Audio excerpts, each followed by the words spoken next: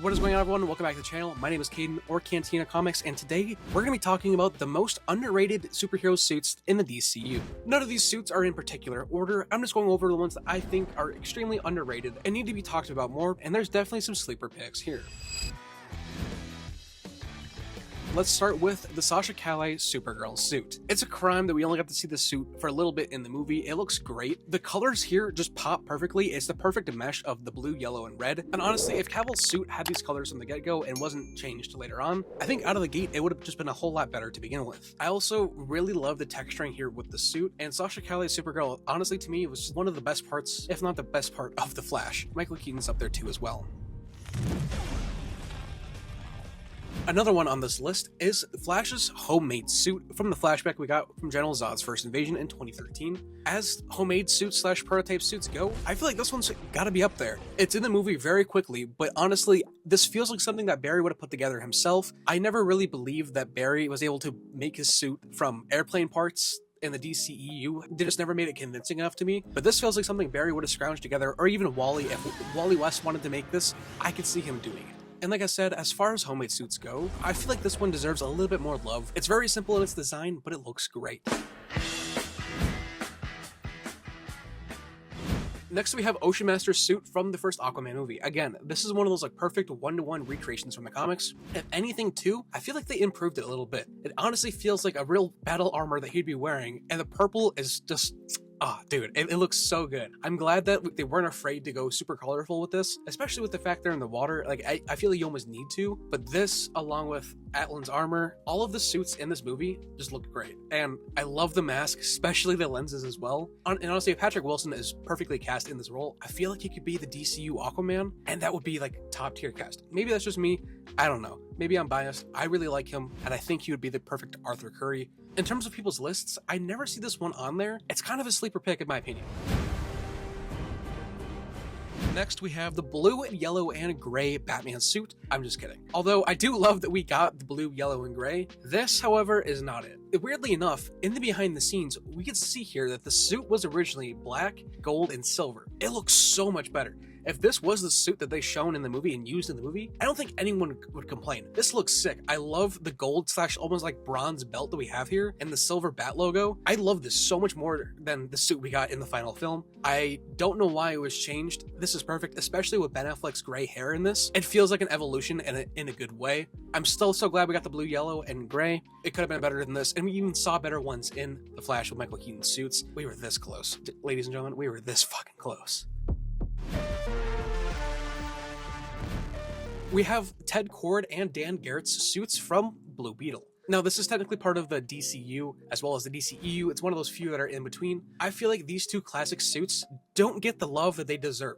Look at these things. They're pulled straight off of the page. Honestly, if we were to get them in the DCU, both Ted Kord and Dan Garrett, just take these suits. You already have them. They'd be great. Seth Meyers has already been campaigning for this.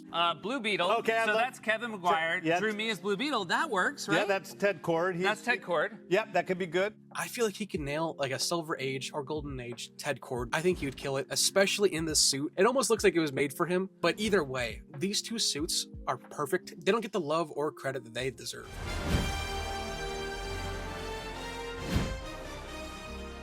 Next, we have Cyclone from Black Adam. I absolutely loved her character and her character design in this film. And this isn't like a one-to-one recreation from the comics, but they're able to take what was there in the comics and adapt it and change it into something newer and fit the vibe of the movie without straying too far away from the source material. And I think this is one of those few examples of they did the translation perfectly. Black Adam had a lot of issues, but one thing that they did great was the suits, especially at the end with Henry Cavill's suit. I think this is the best the super suit has ever looked for him, and we barely even got to see it, unfortunately. But hey, if there's one good thing you can say about the movie, it's that the suits were fucking banging.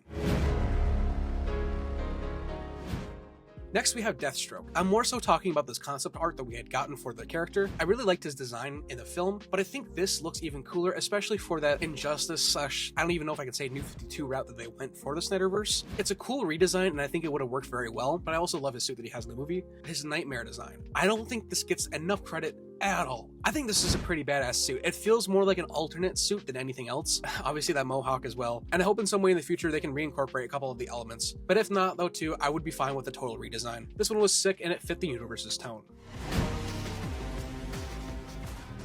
Next we have Atom Smasher from Black Adam. Now, maybe it's just me, but I haven't really heard a whole lot of love or criticism really for this suit. The ones that I have compared it to Ant-Man's suit in Quantumania. I don't see this at all. I don't know how you can even put them in the same category. As far as comic book recreations go, this suit's gotta be up there as one of the best because everything about it is perfect. I love the mask. I love how they used almost like the Deadpool CGI for the eyes to make them move, like make him more emotive. I love too when he uses his powers, you can see it outlining the suit. I think that's a really cool detail. And yeah, it's super basic. It's just red and blue. But as far as all of the suits in the DCEU, in terms of comic book accuracy, not a lot of them were like perfect. And I gotta say, I think this one is.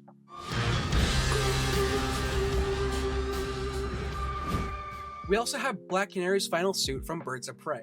Now, when I threw this on this list, I was kind of joking, but I really love the blue jumpsuit, and I feel like this is a good stepping stone, especially for her, like, not really having a costume to begin with, but this is their way of incorporating it. It's good for what it is, and I don't feel like it gets talked about enough, but it definitely can be improved upon in the future. The fishnets look a little bit off here, but it's the old DCEU. I understand the tone that they were going for, so I understand why it wasn't fully fleshed out. And I'm not really being fully serious when I say this one being underrated. More so, I feel like it just got entirely overlooked when the movie came out. No one really talked about the fact that we got an actual Black Canary suit. It could have been better, like I said. But hey, we got it, we had it, it was used. Next, we have Wonder Woman's suit from 1984 and The Flash. Both of the colors on these suits are great. If we just mix them together, I think we'd get the perfect DCU Wonder Woman suit. I love the gold, especially in the mall fight. The only thing that I would say is use some of the silver elements from The Flash and mix them together with her tiara and put it on the 84 suit. I genuinely think we'd have a perfect Wonder Woman suit. Maybe minus having like some stars anywhere if they can fit, but even then, this is great, and I really hope they take elements from the suit when making the DCU Wonder Woman suit. Both of these movies are terrible, but there are great things about both of them, these suits being two of them. With all that being said, I'd love to hear your picks in the comments down below for the most underrated DCEU suits. It's been Caden, or Cantina Comics, and I will see you all in the next one.